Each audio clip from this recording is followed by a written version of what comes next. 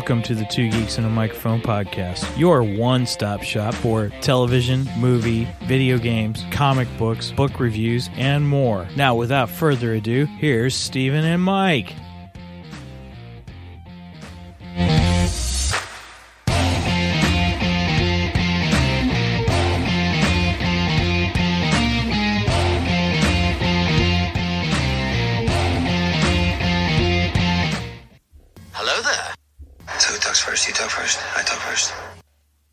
Welcome, everybody, to the Two Geeks and a Microphone podcast.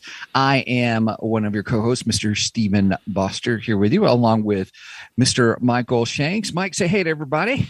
Good morning to all you geeks out there in geekdom land. Ooh, I am very interested in today's discussion because we are going to be discussing Star Wars Visions. Now, I crammed them all in. Actually, when I watched the first one, I couldn't stop. So, but later on, I probably could have stopped, if that makes sense. I'll get into that later. But anyway, I started watching them a few nights ago, and I watched the first one. I got to say, the first one was incredible.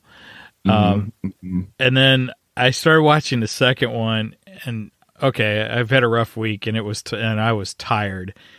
And next thing I know, Megan's waking me up. Hey, Dad. You're falling asleep. I was like, yeah, we'll watch this later. So we watched all of them last night. I stayed awake for all of them. So, right. But Megan's pretty big anime fan, though, right? Yeah, Megan's a big anime fan. I couldn't tell you all the ones she's into, but I was going to get her on today, but she's got to work today. So, Did you get any interesting commentary from her on any of it, or any explanation of stuff? No, I was kind of hoping I would, and she just kind of took it all in, and she really didn't say a whole lot. She said she enjoyed it though. She liked it. That's good. Well, that's good from an anime fan because I'm not an anime fan. I've watched some anime, and I'm not saying I'm not a fan of anime, but it is its own unique genre, sure. Right? Well, my experience of anime would go back to the 70s, and that would be Speed Racer, Battle of the Planets. Go Speed Racer. Go Speed Racer. Battle of the Planets. I love Battle of the Planets. That was like my favorite cartoon growing up. I absolutely love Battle of the Planets. And we talk just a little bit of Battle of the Planets with Mark Anthony Austin. When he told us he worked on G-Force, and I got all excited, and he goes, no, not the cool Battle of the Planets G-Force, but the gerbils or hamsters. And I was like, oh, yeah, that was terrible. He said he was so disappointed when he found out what he was working on. Which I thought was hilarious. So, yeah, it goes right. Back to Speed Racer, Battle of the Planets. I would kind of consider Voltron. Would you say Voltron is? Yeah. And I wasn't like a huge Voltron fan, but I enjoyed it. I would watch it off and on. I never got the Lions because those things were expensive, but they were cool. They were cool. I know, Shama. I wouldn't mind having them today. Those are pretty neat toys. So I'd say that's probably the extent of my anime, and sure. That's to my daughter's can't say that word. Chagrin. There you go. To her chagrin, because she's always like, Dad, you need to watch this. The one she's always saying that I need to watch is My Hero Academia. My son Jack is really into anime. Okay. And he tells me I should watch Overlord. And I don't know that one. It's where I've watched bits and pieces. I've not watched it all the way through. And I'm still waiting for the next season or whatever in it. But it's these guys. I'm probably going to mess this up, but it's where they're playing this game. And then this guy ends up going into the game, like a role-playing game and stuff. But he comes in like he is a god, kind of a thing. It's kind of like Tron. They get sucked into the video game. Well, I kind of, it's kind of like a role playing game, swords and sorcery, okay. kind of game. But he's he's so OP, and he's so OP. overpowered. I didn't know what that meant until I listened to RFR yesterday. Right, I listened to RFR too, and I kind of laughed at. I have learned it from my son Troy. Troy taught me what OP meant because I did the same thing. OP, I'm like, what's OP? Overpowered. I'm like, oh, okay, that's cool. And and you thought it was us. OP, old people. Old people. Yep. So, anyway, he and I've got a friend who's watched Overlord. I've watched some episodes with him. But anyway, I'm just talking about different animes. My son Jackson anime big time, and I have to say overall, Visions was quite enjoyable, and to let everybody know, in the beginning, before our show, we were talking briefly about it, but Mike, you had said something interesting. What's your opinion about it? Because I don't want to say this for everybody, but you said what? Some you liked? Oh, some I liked, and some, I could have just done without. Yeah, same here. I won't say any of them were terrible. Yeah, I wouldn't quite go, well, okay, one's close. Okay, we'll get to them. There was one that I just did not care at all. I'm like, yeah, okay. I could have just not watched this one. Yeah. So what we're going to do, everybody, is we're going to walk through the order as it as it shows on our Disney Plus playlist. So I'm becoming aware that I think different people have different lists or different orders or something like that, because we've done research. We're looking at different websites to give you synopses so we can walk through them, say, hey, this is the one, and then we're just going to talk about it. We are not going to rank them because we'll probably spend more on the ones that we really liked. There may be a couple we may gloss over. No, we'll still try to talk about some of them and stuff. But here's the thing, everybody. We want to hear from you too. Which ones did you like? Get on our Facebook page and tell us, hey, I did like this one. This was my favorite, or I did not like this one, and tell us why. I'm pretty interested in hearing from everybody on this, because if anything, Visions is definitely, without a doubt, a conversation starter. Oh yeah. I mean, definitely without a doubt. It was fun. It was a lot of fun to watch, and it was kind of interesting in the fact that I'm looking at this going, yeah, a lot of this doesn't quite fit the Star Wars lore in a way, but it had this, I don't know, it had a Star Wars background with a Japanese flair to it, which I enjoy. I like the Japanese culture. I've always been interested in the Japanese culture. Japan is a place that's on a bucket list for me. I would love to visit Japan before I die. I think that would be so cool to visit Japan. So yeah, it kind of fascinates me a little bit that the Japanese culture pulled into Star Wars a bit, especially considering we as Star Wars fans know that George Lucas pulled a lot from the Kurosawa, Seventh Samurai movies, so on and so forth. Which I still need to watch those. I've never watched. Making a note. Seventh Samurai watch party. Yeah, we really should watch those as Star Wars fans. I'm just afraid I won't understand them. That's probably why I don't want to watch them. I want to watch them, but I don't want to watch them. You know what I mean? Well, Seven Samurai inspired, the Magnificent Seven Western, which I love. Kind of thing. Anyway, go ahead. Keep going. I'm sorry. So, I just thought it was interesting in that sense because they were pulling in this Japanese culture into a Star Wars atmosphere. I thought that was a neat little twist. And you can kind of shut your Star Wars brain off a lot and go, well, none of this is canon. At least we don't think it's canon. I mean, do we think it's canon? Right. So let me ask you this, but I want to come back to canon question. But would you say with the episodes that there were some that leaned more heavily into Star Wars and some leaned more heavily into anime and just happened to have a Star Wars aspect to them? I think that's a good description. I think that works. Because I think there were some that was just, this is, as you said, this is Star Wars that happens to have some wonderful anime Japanese culture in it. Right. And then there were some that was like, oh, this is total anime. It just happens to have a little Star Wars sprinkled into it. Does that make sense? Yeah, you're probably right. I will say the ones that were heavily into Star Wars, that had more of the Star Wars theme, I thoroughly enjoyed, and I would love it if it was canon. But it doesn't have to be.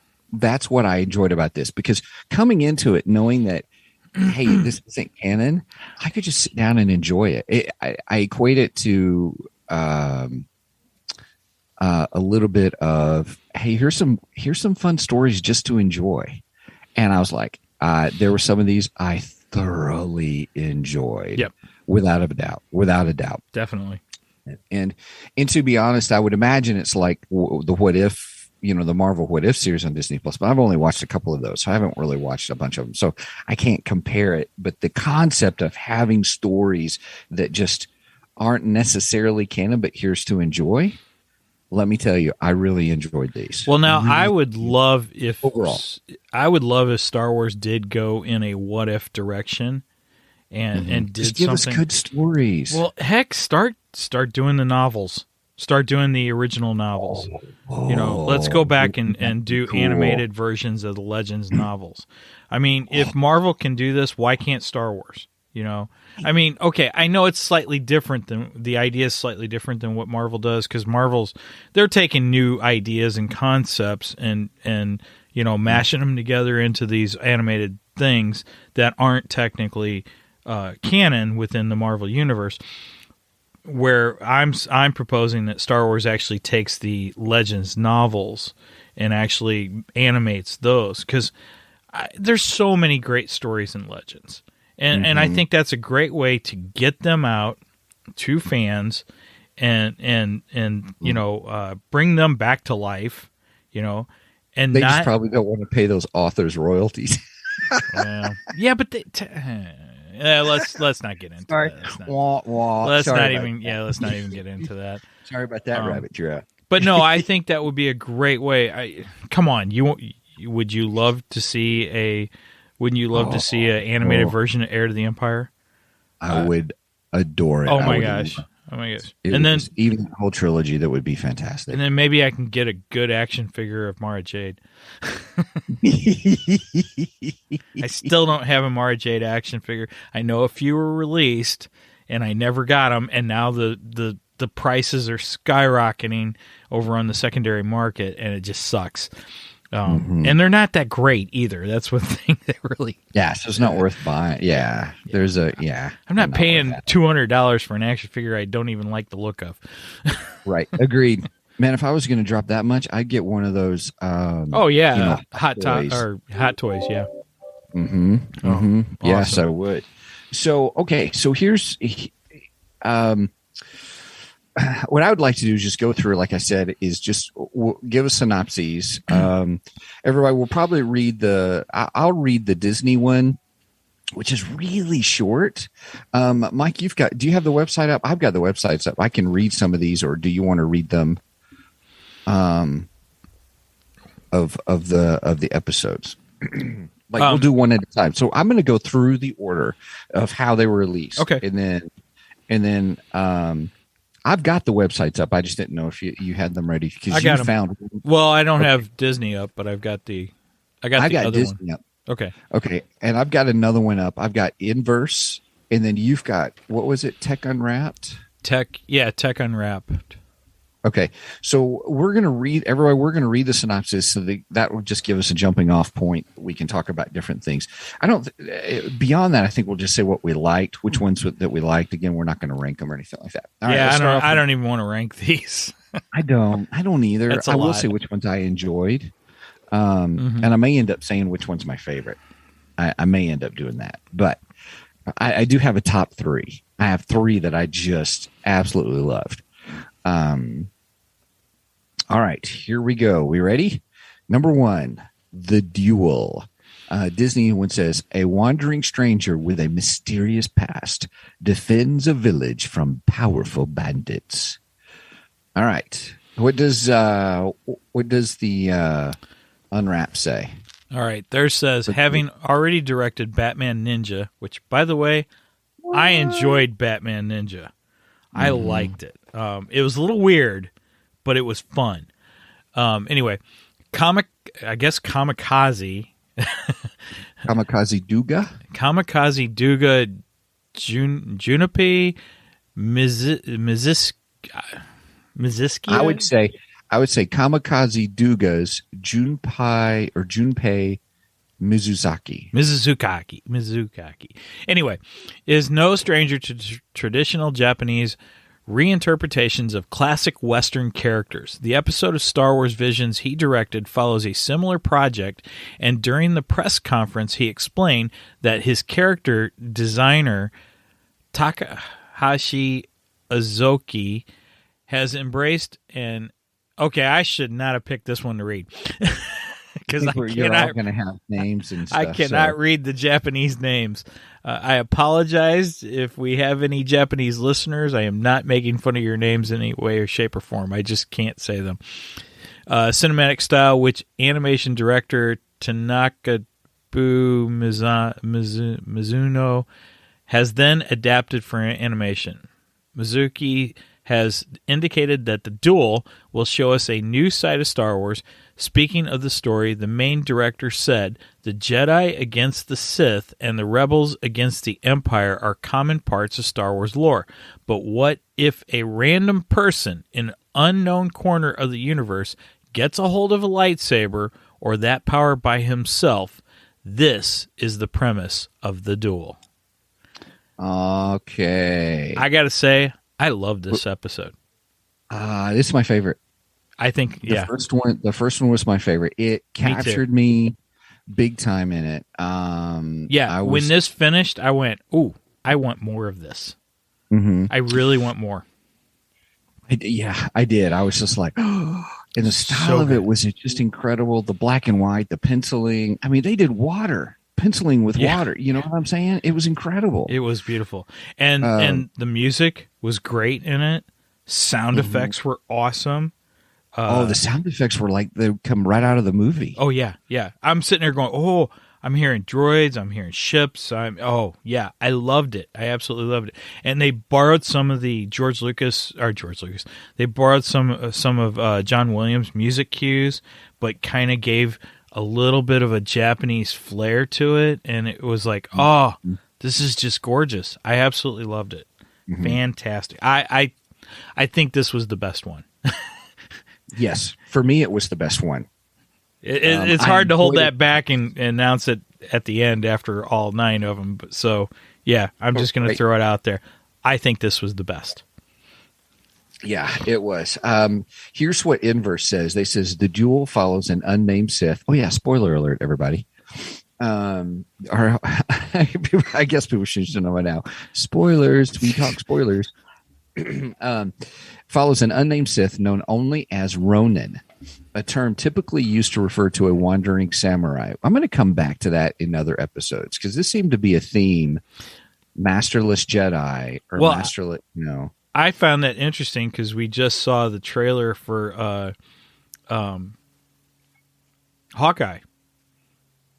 And what was Hawkeye known as? Didn't he go to Japan? Ronin. And he was known as Ronin. I was like, oh, wow, that's neat. But apparently Ronin is kind of a Japanese lore type character, I'm assuming. Based upon the story of 47 Ronin. Okay. And it's a legend lore kind of thing. I think lore is a good word for it that you use. So it's such a great name. I mean, Ronin just sounds so cool. Yeah. I love it. It's fascinating. There's a movie with there's a spy movie that I really enjoy called Ronin, and that has that concept. But the story of the Ronin, the 47 Ronin, is told within that. And then there's a movie with Keanu Reeves, which is 47 Ronin, which takes it more to a mystical concept of the 47 Ronin. Okay, I did not know that. Jedi. Interesting. Yeah. So I said masterless Jedi. It's masterless samurai, and they avenge their lord's murder. They're masterless, and so they avenge their master's murder. But then it's got a tragic ending that we would say tragic, but I think for their culture, it's an honorable kind of ending. Gotcha. Honor is so big in that culture. Yeah. It's really fascinating that for us as Westerners, we don't quite understand it. But 47 Ronin is the whole concept of masterless. Okay. When you say we don't understand that, but we embrace that in our media though, because you and I have talked so many times about having a hero's death, which it's the same thing. It's, it's dying with honor. Remember when we discussed the possibility of Spider-Man dying, of Peter Parker dying, and you said, wouldn't it suck if he died of a peanut allergy? Yeah, that's not a hero's death. He's not dying with honor, Right. We want to see our hero die with honor. That's what we want to see. If our hero dies, that's the death we want. Here's the part at the end of the story that we wouldn't understand. They commit seppuku, which is realistic suicide, and they do it, and so that's an honorable. The way it's done is an honorable death, and for us in our culture, suicide is not right. That's a tough topic, and so I think that's why that I would say the whole thing of the Western viewpoint and the Eastern point of honor. So, all right, point taken. You are right. But you are right about a hero's death. That that's the whole hero's journey concept by Joseph Campbell, which is that's worldwide. Joseph Campbell looked at all the myths and stuff worldwide and noticed major themes, and that's one of them. So anyway, sorry, we're squirreling on Ronin. No problem. I'm so sorry. So I love this one, and I love the fact that you've got. Come on, an umbrella lightsaber? How cool was that? That was so Batman. I felt so Penguin there. It was like, whoa, that's weird. But I liked it. It was weird. It was a little out of place, but it was something that I was like, oh, that's neat. That's really neat. I like it. And then he gave it away. I thought that was pretty cool. Yeah. Mm-hmm. Mm-hmm. But here's the thing: where the Ronin comes up, he's got his sword. And they have this. Samurai have this little thing where they pop up the sword a little bit with their thumb, kind of a thing. And he goes to draw it out, and they made that so epic. And you see pictures of it, where he goes out, it's like, oh, it's red. Right. Right. And when he did that, I went, wait a minute, is he a Jedi or is he a Sith? And there was kind of those questions through a lot of these of going, wait a minute, are they Jedi or Sith? Because we're so used to, you see a red lightsaber, it's a Sith. Yeah. That's just, the way it goes. That was the same for the townspeople. They saw it red. They're like, ooh. Right. Oh, he's a bad guy, but he kind of fought for him. So I was confused. I'm like, I don't know if he's Jedi or Sith. I don't know. Mm-hmm. And I also I don't care. He's awesome. I know, right? It was like, oh, I'm rooting for a Sith. Well, I can't say I've never rooted for a Sith before because I have. Well, Darth Bane. I do want to come back to this a little bit or reflect this more in when we get to the 9th Jedi episode. Okay. Because that's the one where the sabers were tuned, the Kyber crystals and the sabers were tuned to the individual. I love that concept. That was a cool twist. I really liked it. Yeah, so we'll get into that, and there were a couple of themes within all of these episodes of Visions, and this was one of the themes about just the lightsaber color, and I really enjoyed I enjoyed the battle. I enjoyed the penciling, the way they did it, and where they used color. Color was very limited. It was beautiful. That was a beautiful animation. Loved it. Mm-hmm. Yeah, I loved it. So, look, everybody, if you only have time to watch one episode, watch this one. Which one? Without a shadow of a doubt, it's this one. One other thing I wanted to say about this episode: they threw in tons of classic characters. I mean, classic aliens. They were all over in this one, and it was so cool. I'm sitting here going, wow, these guys get Star Wars better than the people who are making it now. It's like, I'm sitting here going, yeah, I hope Kathleen Kennedy and her bunch over there are taking notes, because the background characters in this, it's like, yeah, that's Star Wars. You guys don't get it. They get it. And they're in a different culture than us, and they completely get it. Yeah, that was another thing I absolutely loved about this. Excellent use of classic Star Wars aliens. Good job. Yep. Here's what one other thing I want to bring up about this episode is, in the inverse, it says, as the title suggests, the character will head towards a terrifying fight described as calling upon an alternate history pulled from Japanese lore. So this episode may reinterpret a previous seen, much beloved fight from Star Wars history. Ooh. Yes. Revenge of the Sith. At the end, where it was lava, they were on water. Oh yeah, yeah.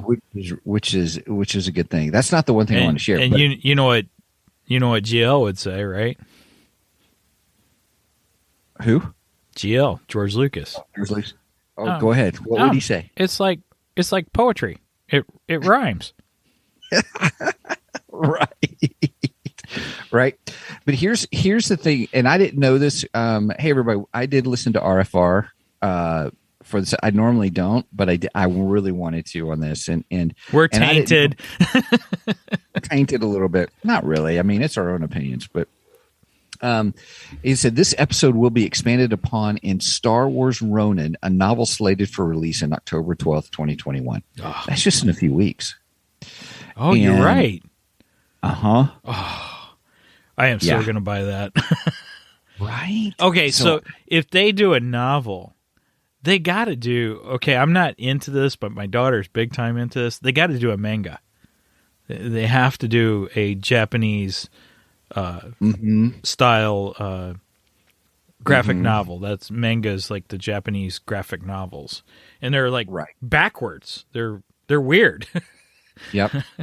But they're cool. So they got to do a manga of this, and I will so freaking buy it if they do. It is going to be it's going to be audiobook. There's an audiobook they're going to release that day too. Oh, nice. I may just pre-order that bad boy. You ain't kidding. Oh my gosh.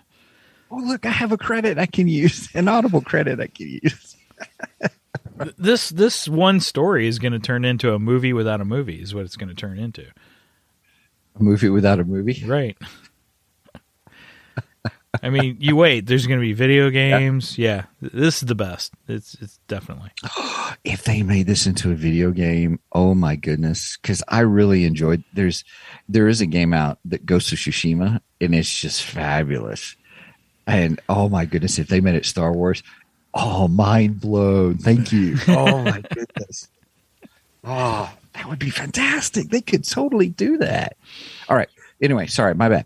Okay, squirrel. Okay, we are already halfway through our episode, and we've only got through the one episode. I know. I knew we would spend time on this because we both really enjoyed it. Okay, number two. Number two, according to Disney in the Disney list, is Tatooine Rhapsody. I thought it was kind of fun doing a playoff of Bohemian Rhapsody, but sure. Anyway, a band with big dreams must save one of their own from Jabba the Hutt and Boba Fett. Now, I could not wait to talk with you about this one. Did you want to read the synopsis on yours, or do I what? Did you want to read the synopsis on that one, or? Yeah, I've got the tech, whatever that is. I got that one.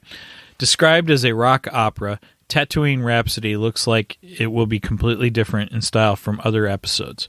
Directed by newcomer Taku Kimura at Studio Colorado. I don't know. The anime short portrays characters such as Jabba the Hutt, Boba Fett, along with a cast of new characters with bold character designs. It has rock music, action, and a concert scene. The director enthused of her episode. It has a message that pushes you to do what's in your heart regardless of your location. Actually, I like that. I like that message. That's a good theme. That is. That's a good theme. Yeah. The director explained that the use of existing Star Wars characters in his animation was accompanied by a sense of responsibility. Boba Fett and Jabba the Hutt have a lot of fans who love them. So I tried to balance the weight of expectations with some new characters and satisfying story, he said. There's a lot of pressure. I think that was a good statement, too. There's a lot of pressure. Because I'm going to tell you right now, I thought this episode was just okay. Yeah. It was enjoyable. The best things about this episode was Boba Fett, Slave One, and yes, I said it, Slave One. I'm wearing my Slave One t-shirt. Right on. And Tim Morrison's voice. Yeah, Tamora Morrison was in it. I was like, what? I love that. I absolutely love that. Other than that, yeah, the episode was just okay. It was okay, and while when it first started, I was like, okay, what kind of style is this? Kind of thing, because I was like, is this Funko Pops? Kind of an episode. Yeah, it kind of had a Funko Pop look to it. I could see that. I mean that I thought, you got lots of different anime styles, though. Yeah, yes, you do. And I can't explain each of the different anime styles, and some of them I like better than others. Obviously, I like the duel better. I like the look of that one. I like the animation style of it. In fact, there's another one that I was blown away by the animation in. And this one, again, even the animation style, I went, it's just okay. It's not great. It's not terrible. But it's still enjoyable. Yeah, but yeah, it's not. It's for me. It's not a top 3. Right. I mean, I think this is good, probably for a younger audience. I think this would be a great episode for a younger audience, and maybe even continuing for a young audience. Me myself, yeah, I wouldn't watch it again. I saw it. I'm good. I don't need any more. I mean, unless they focus completely on Boba Fett, that's about the only way they're going to get me. and he is biased. Yes, I'm not hiding that one bit. Oh gosh. So. All right. Well, evidently, according to Inverse, the music, this whole musical adventure, it stars Joseph Gordon-Levitt, who's a pretty well-known actor. I guess he does the voice of the main character, the lead singer, and then Bobby Moynihan, and they're in the English dub. And then, but then you still get Tamora Morrison which is pretty exciting for his voice for the English dub. I think somewhere on YouTube you can actually see the Japanese dubs of these, which might be interesting to watch. I think you can do it right through. You can do it through Disney Plus. Oh, yeah, really? I didn't realize that. So let me test it here. I apologize, everybody. So when you bring it up, and it gives you the little Disney in the top right-hand corner, in the top. Hopefully you can't hear it. Let me pause that. I'm sorry. In the top right-hand corner, there's a little box, and there's audio and subtitles. So, oh my goodness, you can pick whichever audio you want. If you want Cantonese or Japanese, Portuguese, or whatever. I might have to go back and watch my favorites in Japanese just to see it. I would recommend it. Yeah, and then you could do English dub kind of a thing. So that's pretty cool. It is cool, and I think there is a difference. I'm sure there is. It's dubbed. Like if you're watching English with English dubbed or something, because some of the words are better. I was watching some film clips that they did. There's some extras, and they're really interesting, by the way. And they showed some scenes. I'm like, I said, that wording is better. Much more better? much more betterer. That English dub is better than sounding as the English did. It seemed to make more sense or bring out more. It's just kind of funny, the power of words. Sure. But anyway, so you can change it. You don't have to go to find a YouTube clip. You can actually do it within the within the thing. So I thought about going back and listening to the Japanese with the English dubs and all. So, okay. So you ready to go to number 3? The number 3 episode? I forgot to mention, the other thing so far, I've got a bad feeling about this, has been mentioned in every episode too. Has it been in every episode? It's been in every episode. I forgot about that. I was telling a friend of mine last night, we were going out to the gym and I told him, I said, let me tell you something. If you watch them all at one time, you could totally make a drinking game out of I've got a bad feeling about this. Yeah. Okay. And you won't make it. You're right.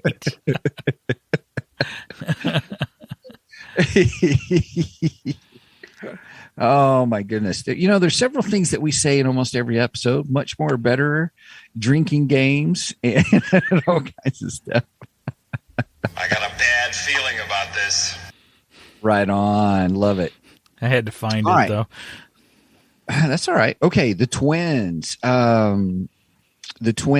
Twins born into the dark side clash aboard a massive Star Destroyer. Excuse me, I don't know where that yawn came from. Sorry, everybody. Hopefully that didn't make you yawn out there. All right. So the twins. I thought it was interesting. There was a dual Star Destroyer. That was kind of a thing. It was almost like you have two Star Destroyers, and in the middle that links them together is the piece of the Death Star that destroys planets. Yeah. Right. Which technically we had, we didn't have two Star Destroyers adjoined like that, but we had similar technology in the final Star Wars movie. That's correct. Rise of Skywalker. Yes, Rise of Skywalker. Because they put that in each of those Death Stars or Star Destroyers, which I thought was overkill. I was like, it's one of the things I didn't care about the movie. I'm like, oh, great. Now you got a whole fleet of planet-killing ships. There was a lot. Like, how did you build them? Where'd you get the crews for them? Right. There was a lot of that just you had to suspend. So I like this better than that. Okay. All right. I felt it was, okay, you got one ship that has this technology. Okay. Mm-hmm. All right. I can accept that. Not a big deal. And I thought it looked kind of neat. It was like, oh wow, we got conjoined twin Star Destroyers. That's pretty cool. Right.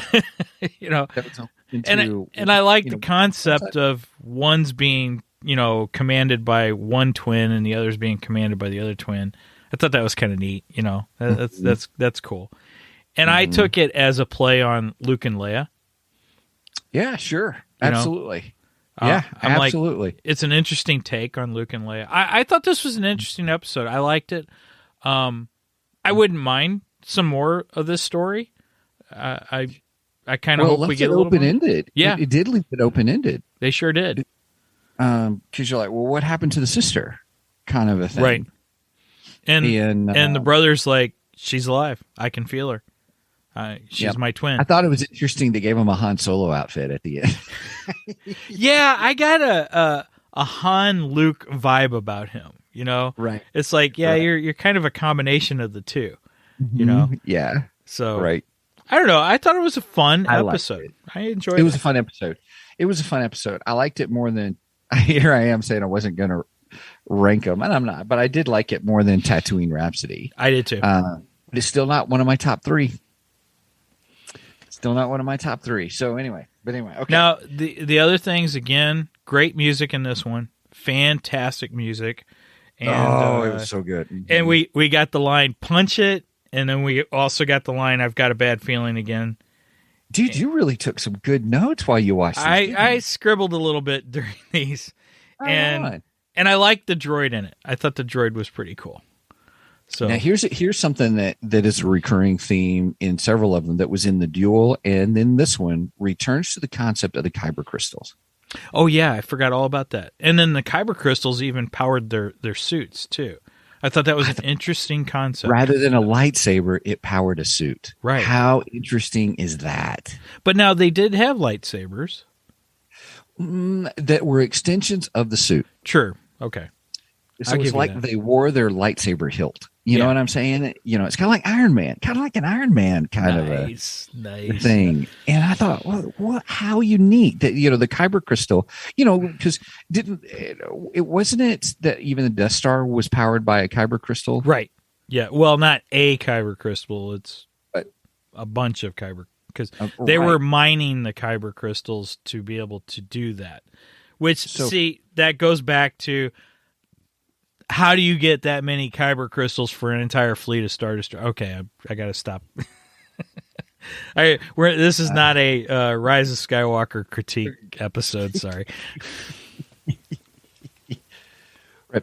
I did enjoy the aspect that bringing in Kyber crystals to the forefront, but also, what if you used it to power up a suit? Yeah, it was neat. That was really cool. Now, of course, then that brings the question, what is the brother's, how does he fight after, if there is a follow-up episode, because he basically shed his suit. He doesn't have it anymore. So how does he fight her? How does he battle her? So that brings up some interesting questions. I would like to see another episode of this. I think it was good. I would like to see the lore developed more in this episode. Yeah. I enjoyed the story. That I would agree with you. I would like to see a little bit more of this. Yes. Right on. Okay. All right. Anything else on this episode on the twins? No, I think we hit we definitely hit all my notes. Okay. Sounds good. Okay. Next episode is The Village Bride, which says a Jedi on the run takes in the unique customs of a remote village under threat by a warlord. I didn't realize it was a Jedi on the run when I watched it. I did not either. Right. It just kind of, for lack of a better term, just kind of hinted at some things. You weren't for sure why they were there or why the Jedi and then the guy with the bucket head, kind of why he was there. I made a note about that. I said, Mentor's helmet is weird, but very Japanese. Yes. Right. And so here, I just got to say this one thing about this helmet. So he's wearing this helmet in the end, this little big battle at the end, of the. Oh my gosh. You know what just struck me? What's that? You know what it almost feels like? What? It's just a flesh wound. Right. Okay. I'll go with that. So here's my one, these are fun episodes. You got to suspend some type of realistic storytelling within the story. Is he's wearing the helmet, and I think, okay, it's a helmet, it's protection, okay. So he's getting shot at. I mean, he's a pretty good sniper rifleist, I thought, it's pretty good. So they're shooting at him, okay. And then he throws his helmet, and his helmet explodes. I'm thinking, dude, you're wearing an explosive helmet as protection while you're getting shot at. I'm like, okay, wait a minute. That was my only gripe about this, because I was just like, nobody wears an explosive helmet. I don't care if it's activated or not. You're not going to wear an explosive helmet. I think they just think differently than us. Oh, okay. It was cool though. It was cool. He threw it down. It had a big explosion. I mean, that was cool. So anyway, that was my thing. I did enjoy the aspect of in this episode. Is this the one that's the only one where they said, may the force be with you? They actually said, may the force be with you. Like they called the force something else in it. I think you might be right. I don't remember it being said anywhere else. And I'm okay with that. I don't think it needed to be said in every. Well, I've had a bad feeling. I have a bad feeling about this in almost every episode. That's right. And we got it in this one too. I made a note. Got bad feeling. Okay. In fact, we also got the droids. The droids from episode 1 and 2, which I loved. I like those droids. And as soon as I saw them, I go, okay, They better say it. If they don't say it, I hate this episode. And sure enough, Roger. Then I was happy. I was like, okay, all right. Now I like this episode. We're good. It's okay. The other thing I did like in this one, we got a Kylo Ren style bolter blast stop. I thought that was kind of cool. Yes, but it was on the light side. Yeah. It was a Jedi trick. Yeah. Or a Jedi. See, I don't necessarily think that's either light or dark. I think we play too much into this. Oh, that's only a dark side. Good comment. You know what? It's all the Force. It's all the Force. If the dark side can do it, the light side can do it. I just think there are things that the dark side tend to use that the light, right? It's their preferred type of defense or attack. I think we put too much into that. Anyway, so I did like that. I enjoyed that. And I loved the lightsaber. The lightsaber was awesome. Samurai style, even had the flat blade, and oh my gosh, I'm sitting there going, I want that lightsaber. I want one. Disney, make that lightsaber. I need one. They will. They've Agreed. Yeah, this was good. I like the concept of with nature bringing in the aspect of the Force a little bit more. It was really unique. That's one I think you have to watch twice though, because it is a little the storytelling is not blatantly open. Yeah, my overall comment was it was interesting. I didn't like absolutely love this. This was definitely nowhere near on par with the Duel. But I didn't hate it either. I just thought it was interesting. I'm like, okay, it's different. That was just my take on it. It was interesting. Yep. It's enjoyable to watch. I would say you have to watch it a second time, not because it's super great, but to try to get a better understanding of it. I think a little bit more. Sure. Okay. So, all right, you ready to go to the next one? Yep. All right. The Ninth Jedi. Ninth Jedi. This is one of my top 3. Yes, mine too. All right. I got a big note at the top. I like this one a lot. Yes. So I've got an interesting tidbit for you on this one, but here, let's do this. The daughter of Lightsaber Smith is pursued by dark forces while on a dangerous mission. This episode was actually 2 different stories because if you remember when Kathleen Kennedy first announced Star Wars Visions, do you remember how many episodes she said there were going to be? I remember there was what? Said there was going to be 10. There was going to be 10. Okay.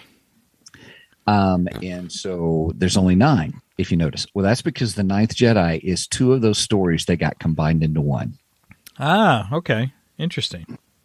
The parallel of the Sabersmith's daughter, and then the whole thing about the Jedi, quote unquote, the Jedi who came for lightsabers. In the beginning of it, they get that message. And there was part of me that was hoping that was Obi-Wan's message. Seriously, from Revenge of the Sith, warning Jedi not to come back to the Jedi Temple. I thought that would have been kind of cool if they would have tied that in. I guess it probably wouldn't have worked with this, but that was my overall thought when this was happening. I'm like, oh, I wish that message would have been from Obi-Wan. That would have been so freaking cool. Yeah. What's interesting is, when we saw the twins, we saw how a Kyber crystal was used or, could be used differently.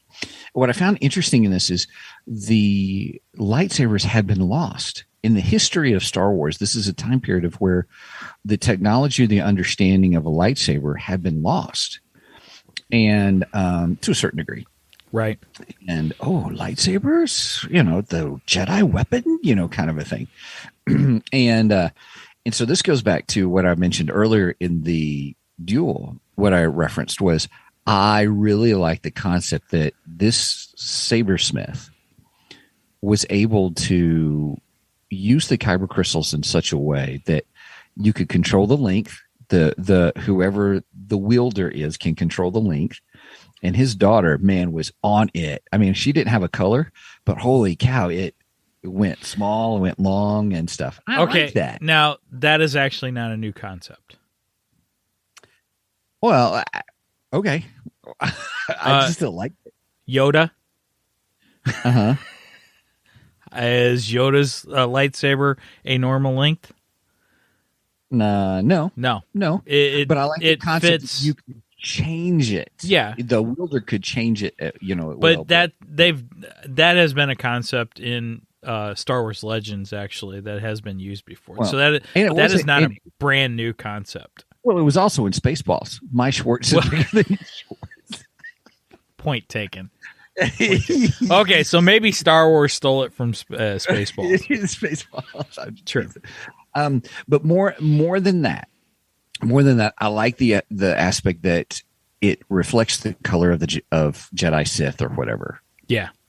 Now, I also had a note when the guy in the mask shows up. Okay. My first thought was, dude, that guy's a bad guy. I mean, come on, look at him. Nobody wears a mask like that who's a good guy. Come on. Right. He's a bad guy. And I kept going, it has to be a trap. It's got to be a trap. What is wrong with you people? How do you not see this? It's a trap. Right.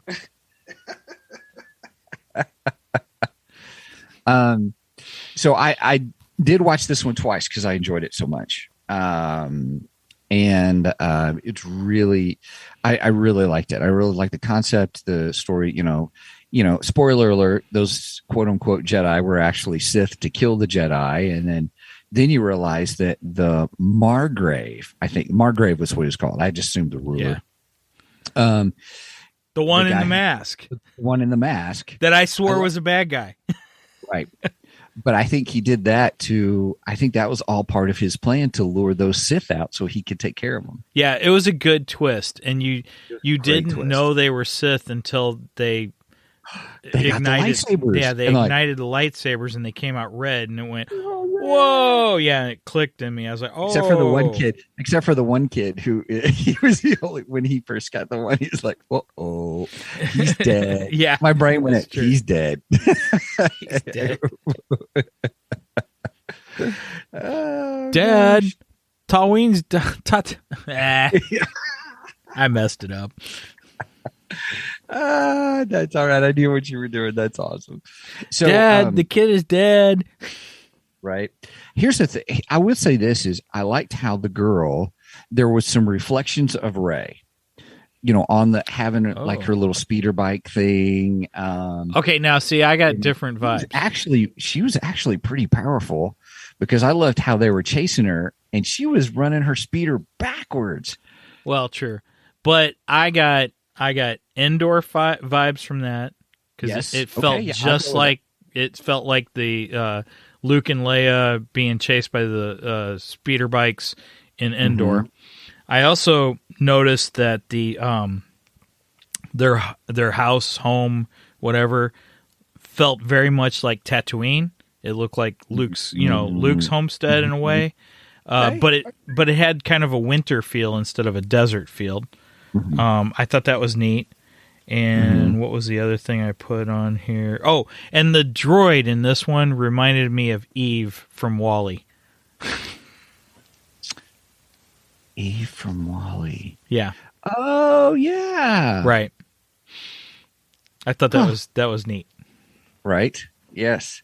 The other thing I really liked about this was at the very, very end, the way the temple was above the planet and had this beam of light through it, and then when it turned and rotated, it made it look like a lightsaber hilt, and it was a lightsaber. I gotta watch it again because I didn't even catch that. So the ship comes in, so obviously I want to see what happens next because they go after the sabersmith, the girl's father, and so then it shoots out, goes into hyperspace, and then the whole thing rotates where the planet comes up to the top, but you kind of lose sight of that, and the temple looks, and it looks like a lightsaber hilt. And even the sound effect of once it locks in place and then there's the beam already, then you hear like a lightsaber opening sound. Oh, yeah, I'll have to rewatch that one because I don't remember that. That sounds cool. I caught it on the second viewing. Dang. I was probably taking notes at that point. You probably were. Because I was trying to jot down notes and still pay attention to it and, not stop it because I didn't want to stop anything. Yes. Because I didn't want to be watching it all night long. Yes. Okay. So I don't, any other notes about Ninth Jedi? I kind of want to move on to the next one. No, that's all I really had. I really liked that one a lot, though. I really, really enjoyed that one. I thought that was one of the best ones. One of the best ones. Good. It was good. Now the number 6 is TOB1 or Toby 1. Toby 1. Which I loved the name, by the way. Toby 1. I liked it. Actually, that's pretty cool. Here, I don't want to read I'll read the synopsis and then I'll tell you what I think about this episode. It's Astro Boy. Disaster Boy? No, Astro Boy. Astro Boy. Yeah. Oh, nice. I wasn't going to go with Astro Boy, but I don't know where you're coming from. It looks like, I've never actually watched an episode of Astro Boy, but he looks just like Astro Boy. Yeah. A cybernetic boy who dreams of being a Jedi discovers a dangerous truth about his creator. So here's what I thought about this. Pinocchio. In space. Yeah. Pinocchio in space. Right. Pinocchio in space. That's exactly what I thought about this episode. It was interesting. I liked it. It's not one of my top 3, but it was all right. My note was silly but fun. Good. Yeah, I like that. Mm-hmm. Yeah, I thought it was silly, but it was a fun episode. Definitely not one of my favorites. I think this parallels to the Tatooine Rhapsody, where it's great for kids. Yeah, I would agree with you. I could see this as a continuing kids cartoon series, and I might tune in every once in a while just to see what's going on, but I don't think I would follow it, all the time. I would definitely watch more of this and even Tatooine Rhapsody over that trash that they did a few years ago, Star Wars Resistance. I hated that. Oh gosh. Oh, I didn't even watch those. So, yeah. Don't even bother. Don't even waste your time. I got season 1 because I got it for $1. Oh, that should tell us something. And you know how many episodes I watched? 2. 1, 2. I watched 2. Wow. And I hated it. I'm like, I cannot get into this at all. This is horrible. So everything here was better than that. Okay. All right. Everything. All these episodes. Every single one of them are better. Even the ones that I didn't care for that much are still better than Resistance. Okay. All right. Anything else you want to say about this episode? I don't have much on this one. We got a bad feeling about that again in this one. Okay. I did question, how does a droid become a Jedi? Because the whole thing was about him becoming a Jedi. And I'm like, but he's a droid. How does he become a Jedi? I thought that was it's Pinocchio. It's totally Pinocchio style story. I felt the ship was the T6 Hopper that Luke Skywalker, the model that Luke Skywalker's playing with in A New Hope. Right? Okay. Shooting womp rats. I think that's his I think that's like Luke's T6 Hopper. Okay. And the one thing I did absolutely love in this one, they had the line, "I am one with the Force" in this. Oh, okay. So instead of doing "May the Force be with you," they had the line from Rogue One, and I thought that was awesome. I was like, okay, I like that. So I'm one with the Force, and the Force is with me. I love that actor, Donnie Yen, by the way. Yeah, I do too. He's great. Yeah. Okay. All right. Cool. All right. I guess I'm just excited because I want to come back to. I want to do the next one because this was another one of my top 3. The next one. I have one disappointment about the next one. Okay. All right. We ready? Are we moving on to number 7? Yeah. All right. Number 7. What's the title of the next one? The Elder. The Elder. So they should have used music from my favorite band, Kiss. Their album, The Elder. Elder. I gotcha. I had to get a Kiss reference in there. Right. I don't do a lot on the show, but I had to. So a Jedi and his Padawan pursue a dark and powerful presence. So I almost wondered if the main guy in this one was similar to who we saw in the duel, but I don't think so. But I just liked it. He kind of he resembled him. I thought there was a too. similarity there. But I don't think it was the same guy. And, no, I don't think so either. My big note at the top on this, the Master has a lot of hair. Because he did. I mean, he looked like an 80s rock star, man. It was awesome. I liked how his Padawan and how they went, to explore, to figure out this whole thing. And the Padawan runs into the Elder. And I thought it was really interesting. Like, okay, obviously this guy's a bad guy. At first, I didn't think so. I thought, old man, here's the ancient old man. It's going to teach him something new or whatever. And then I was like, then he was quirky in the way he was talking. I was like, oh, yeah, he's a bad guy. And then his eyes opened. Right. And I'm like, oh, yeah, he's definitely a bad guy. I liked him. I thought he was pretty cool, actually. It was. Absolutely. And it was kind of a nice little twist on because usually the old guy is more the wise, mentor type. And nope. Oh, he's just let out the bad guy. He's just let out the bad guy. And where he's like, oh, I've not killed Jedi in a while, kind of a thing.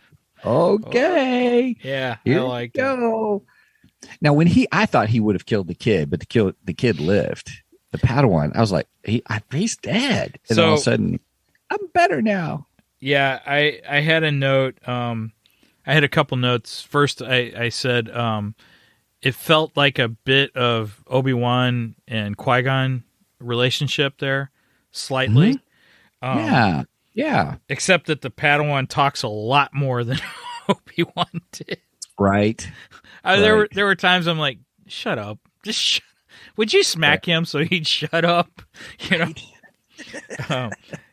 And I felt the Padawan was a little too cocky, which I guess played well into the story because that puts him up against the evil old guy. So I guess it worked well with the story that he was that cocky. So I mean, as the story went along, I was like, okay, I guess I get why he's so cocky. It was slightly annoying. That's all. Didn't dislike him. It was just, yeah, you could tone that down just a little bit. I don't mind a cocky character. I love Han Solo. Right. But Han Solo has proven that he has a reason to be cocky. This kid has not proven anything yet. Well, I think it's the whole master-apprentice relationship. Apprentices always seem to be ready to jump in there, want to learn, and let's do this, Right, yeah. Just hold back. Yeah, he had a little bit of the young Luke in him, wanting to seek out adventure, and and you got the Yoda, the whole Yoda thing. Adventure is not something that a Jedi seeks. I know I didn't do it in the correct Yoda speak and everything. That's okay. I wasn't prepared for it, so. Yeah, I liked this episode. I thought it was good. It was good. I really liked it. Yeah. I really did because we got a good villain. I enjoyed the villain, and I enjoyed the relationship between the Master and the Apprentice. Ooh, I liked his lightsabers too. They were pretty cool. They were cool. Yeah. They were cool. And I liked how it actually took both the Master and Apprentice to defeat the villain, and how the Master told him, had they encountered him several years earlier, Elder in its prime, they would not have made it. No, they would have died. And I thought that was interesting because that's not something you would hear from a Star Wars hero very often. Yeah. So I like that. I overall, I thought it was a good episode. It was good. It was good. Yep. Okay. Number 8. Lap and Ocho. This was my least favorite. Really? No. My next to least favorite. The last two were my least favorite. And I don't know if it was just I'd spent 2 hours already watching all the Visions things, but I enjoyed them and I just came off the Elder.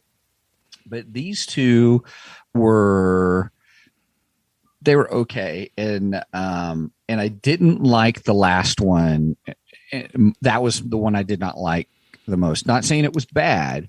I'm not saying it was a bad episode. It goes back to the thematic stuff, and I'll get into that. So La Pinocho, a family is okay. Sorry, I'm jumping ahead of myself. Sorry. I agree with you on episode 9. Akiri, I think it's pronounced. Akakiri. I agree with you. I didn't like that one. I honestly thought, I definitely will not watch this one again. Again, better than Resistance, but I think this was my least favorite out of all 9. Number 9 was. Now, 8, go ahead. 8, Lop and Ocho, I liked. I liked this one a lot. Okay. And we'll get into why I liked it. All right. Well, let's just say a family is torn apart by what to do when the Empire encroaches on their planet. So here, this was an interesting one. It wasn't a bad one, kind of thing. It was still interesting. But I you can't get over the fact that there's a rabbit in it, can you? No. Actually, I understood that because there's a thematic element of Japanese anime that I think that's a part of. If I understand, my only question was, is she related to Jackson? Jackson, I don't get it. Jackson is the green rabbit in the original Star Wars Marvel comic books. Oh, how interesting! Who is loved and hated throughout the Star Wars fandom, right? And I partially love Jackson just because he's hated. I think for me on this episode, it was back to sisters. Well, one part of the family, one not. Kind of a thing. But it was almost like a reflection of twins. The twins episode. Yeah, in a way. And in it, I was just like, I don't know. It just didn't strike me. It wasn't that it was bad. It wasn't a bad episode. I was like, okay, that's it. That's just how I was with it. So tell me what you liked about it. Help me. Give me some. First of all, I think this had the best animation out of all of them. I love the animation in this one. Okay. Fantastic. Okay. My brain's on story. You're absolutely right about the animation. Oh my gosh. When this opened up, I went, whoa, this is awesome. So from the get-go, they had me. Then when Lop came on screen, my next thought was, is she related to Jackson? Thanks for the context on that. That was good. Thank you. Which I thought was funny. I felt that scenes of this had a very Solo-esque feel to it, the movie Solo. Oh, okay. I enjoyed that. I thought that was kind of neat. I like bringing that aspect. And some scenes had a Rogue One feel to it, and I enjoyed Rogue One too. So I thought those were cool. But the thing I liked the most, I felt this had a very family bonding message to it. I mean, you had the sisters who were separated, but you had a strong bond between the adopted daughter and the father. And they talked about family values and the importance of family and stuff. And I enjoyed that. I thought that was cool. I think it's a message we don't get enough, and I really liked it. So that's why I put this one high up on the list. Okay. Not the highest, but sure. There was an aspect of duty and responsibility in this. Yeah. That the passing on of the torch, realistically and figuratively and the whole bit, because I mean, he gave her, okay, I'm going to, pass this on, which I thought was good. Yep. I did. And maybe I didn't like it as much as just because of the way the sister was. I'm like, the sister, you had the same upbringing, and yet you're getting, I mean, maybe that is, she was getting snowballed by the Empire, lied by the Empire, and she fell for it. Right. But yet her adopted sister. Well, no. I'm still talking about the one sister. Okay. I don't know. I just took her turn. The way her selfishness was in her anger, just kind of. I was like, wow, She was like a flip of the coin, because when she meets Lop, she's immediately, we got to take her in. We got to take her in, and and then all of a sudden it was like, you're not family. Dad's being cautious, which I think that's a good dad trait. Right. Dad should be cautious. He's like, you can't just take somebody in like that. You got to learn who they are. You don't know who this person is, or, well, in this case, this rabbit is. Right. Rabbit. But anyway, you don't know who she is. But then we have this complete flip of the coin. She totally goes against her family, Mm-hmm. And I mean, does it feel abrupt? Sure, it feels a little bit abrupt, but everyone said the same thing about Anakin too. So, Mm-hmm. and you have a lot more time in Revenge of the Sith for him to switch than you did in a 15-minute episode. So, yeah. I think she was seduced by the Empire, and I think it explains it well enough. The flip. All right. Just my take on it. Sure. Any other notes on this one? No, those are pretty much it. Yeah. All right. Like I said, let's hit number 9, because I'm ready to dump on this one. Oh gosh. No, I mean, I'm just exaggerating. I was ready to be done with this one. Yeah, I really was. Jedi returns to his forbidden love to help defend her kingdom from a Sith-like Shogun. I was like, oh, I didn't realize that lady was a Sith-like Shogun. I just thought she was family that had gone bad, or within, it's kind of a repeat of the Emperor hiding themselves until a certain time frame.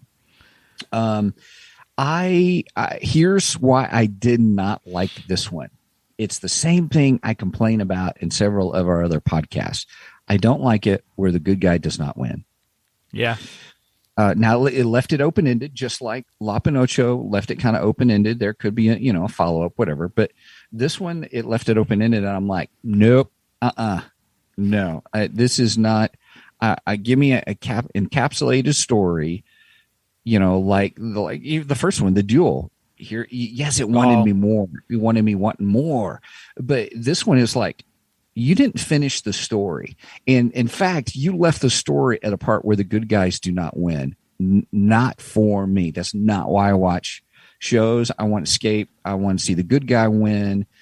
And there's just something visceral within me about these types of stories that I just don't like. And that's why I don't like it. Sure. That's why I didn't like it. The animation was fine. And all, but it was just this one was a little different, and I'm surprised they ended the series with it. So like if they ended the series with Ninth Jedi, I'd been like, oh man, but it left the series in on a downer for me personally. So there you go. Okay, my dump is done. Okay, your dislike of it is a lot more mature than mine. Oh, okay. Okay. So I read the synopsises just before this come on, and there was one word that got me really excited. Okay, the word was Shogun, because as a kid, when I was a kid, and this is going back to my 7-year-old brain, the thing I thought was Shogun warriors. What are Shogun warriors? Giant robots, giant Japanese robots that sometimes fight Godzilla. Okay, I want giant Japanese robots in Star Wars, and I didn't get it. So that are powered by Kyber Crystals. Yes. Right on. So awesome. Somebody freaking do that for me, because I want it. I want Shogun warriors with lightsabers powered by Kyber Crystals. Oh my gosh. So your reason was a lot more mature than mine was. Oh my goodness. And I know somebody out there is laughing, going, that's not, because my wife's like, that's not what a Shogun is. I go, well, that's what it is to me. Right. When I think Shogun, I think of giant Japanese robots, and that's what I want. Sorry. I gotcha. So, well, I get the whole aspect of it, Overlord, Sith-like, and get fealty to me, and I'm like, really? That was a quick turn, just like it was for Darth Vader. Well, that's a whole nother subject. Sorry. So I didn't. So okay, that's enough for me on this episode. That's all the time I want to give. Yeah. Anything else you want to say? Okay. Nope. I'm completely done with that episode. Was it worth your time to watch this series, Star Wars Visions? Would you recommend it for others to see? Yeah, definitely. I mean, you could skip episode 9, but people are going to watch it just because we're we're dumping on it. They're going to be curious about it. And I'll definitely look. I hope someone enjoyed episode 9. I just didn't care for it. I was like, and maybe somebody will post a comment on it. And it could be partially because it's like, okay, that's the last one, and I'm kind of done at this point. I'm all right. I want to be done with this. I mean, I and that's not to say I didn't like them. I did. I really enjoyed a lot of these, and like I said, there's some I want more of. Especially number 1, the duel. Oh my gosh, incredible! Yeah, I'm getting the book. I'll get the audiobook because I love audiobooks, and Star Wars audiobooks are always really good. All right. Well, that's my opinion, and I'm sticking to it. Nice. All right, man. We've gone over an hour. Can you believe that? Woo! Well, with that, my final thoughts are: watch it. It is worth watching, especially if you've already got Disney Plus. Watch it. If you can only watch one of them, watch the first one. Watch the duel. That'll hook you into watching the others, though. But I think this was a fun departure from our normal Star Wars everyday, stories that we get. Good Japanese flair to it. Again, I like the Japanese culture. I think it's interesting. And I think it plays well into the Star Wars universe. So there was a lot of interesting concepts and ideas that were thrown out into this that I think could be expanded upon. So yeah, I think it's well worth it. Definitely give it a watch. It's fun. It's a fun departure. Yeah, right on. All right. Well, with that, nice. Thank you for your final thoughts. And you want to sign us out? Thanks everybody for joining us. We appreciate having you here with us on this fun little episode about the Star Wars Vision. So, Mike, you want to sign us out? All right. With that said, over and out. And I am one with the Force, and the Force is with me.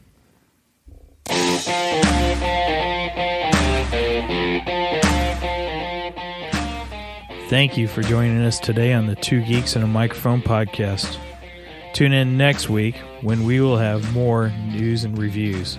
Until then, may the Force be with you.